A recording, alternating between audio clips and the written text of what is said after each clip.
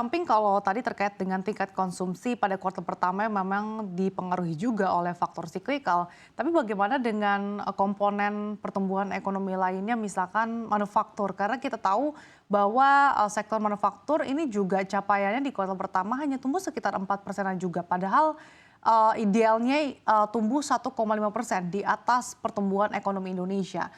Belum lagi industri alas kaki hingga tekstil ini kondisinya juga sedang berdarah-darah bahkan banyak dilanda PHK. Seperti apa Anda melihatnya Pak?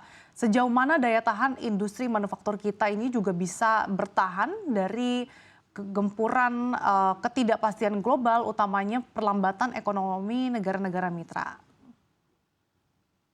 Ya memang begini, dari sisi kalau kita lihat yang saya katakan tadi, perekonomian global ini dari sisi pertumbuhan cenderungnya itu memang melambat. Trennya itu bahkan kalau kita lihat presentasi yang dibuat IMF dan juga dari OECD, World Bank, arahnya itu 5 tahun ke depan itu relatif melambat.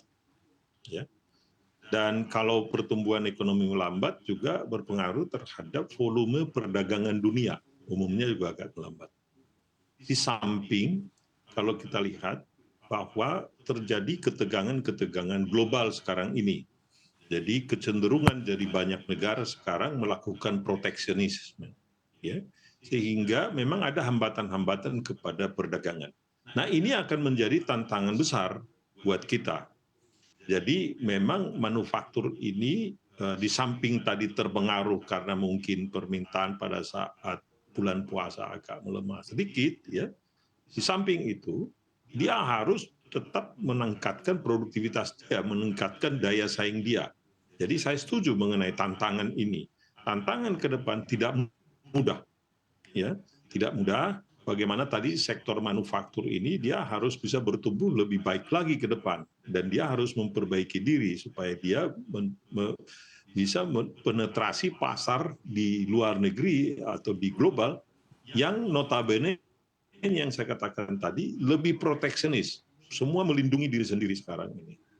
Nah ini adalah menjadi PR berat. Yang kedua sebetulnya di samping manufaktur seperti yang kita tahu bahwa sektor agriculture kita mengalami negatif growth di kuartal pertama. Ya, kita pahami ini adalah akibat daripada El Nino. Jadi El Nino ini berpengaruh besar terhadap kita, itu yang menyebabkan pertumbuhan dari sektor agriculture itu mengalami negatif kalau nggak salah minus 3%-an itu. Ya, jadi produksi beras kita ini kan tertunda semua dan produksi beras ini bisa 3 bulan, 4 bulan tertunda panennya. Jadi mudah-mudahan di kuartal kedua atau kuartal ketiga nanti ini bisa rebound kembali. Ya. Itu yang kita harapkan. Jadi intinya yang kita mau katakan, kita tidak boleh berpuas diri, saya setuju mengenai itu. Oke, Pak Raden, tapi menyikapi hal ini, apa langkah yang perlu dilakukan atau mungkin terobosan apa yang perlu dilakukan pemerintah untuk bisa memperkuat sektor manufaktur ini supaya juga bisa menjadi bumper dari potensi resesi global? Nah, ini kadangkala kita ingin sesuatu yang instan.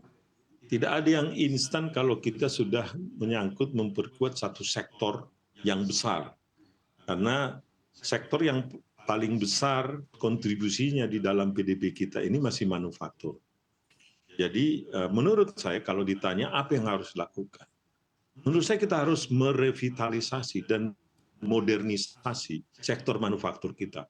Intinya kita tidak bisa lagi hanya bergantung kepada tenaga kerja murah. Kenapa? Karena memang income per kapita kita, pendapatan per kapita kita kan sudah hampir di sekitar 5 ribuan. Hampir 5 ribu dolar per kapita di tahun ini. Jadi memang pekerjaan kita nggak bisa lagi hanya mengendalikan keringat saja lagi.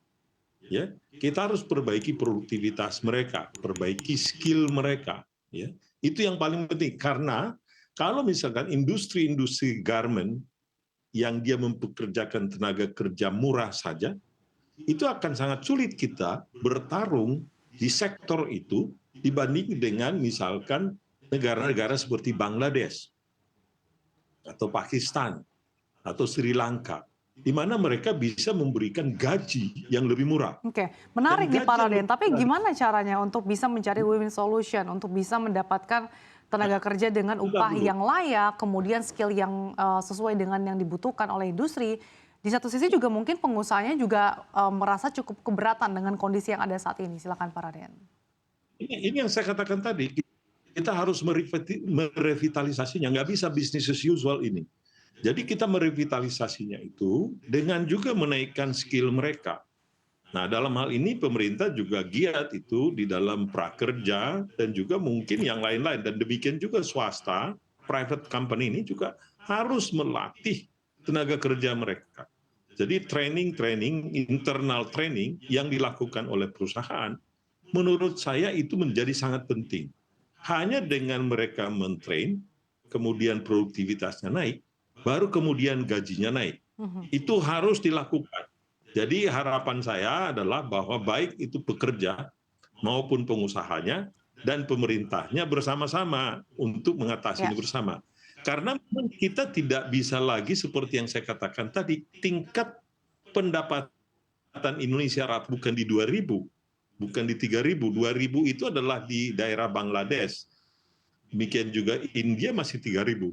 Kita di 5.000. Kalau pendapatan per kapita 5.000, artinya gaji kita ke arah itu, maka kita nggak bisa lagi yang saya katakan tadi bergerak di sektor-sektor yang mengandalkan tenaga kerja murah. Itu intinya. Oke.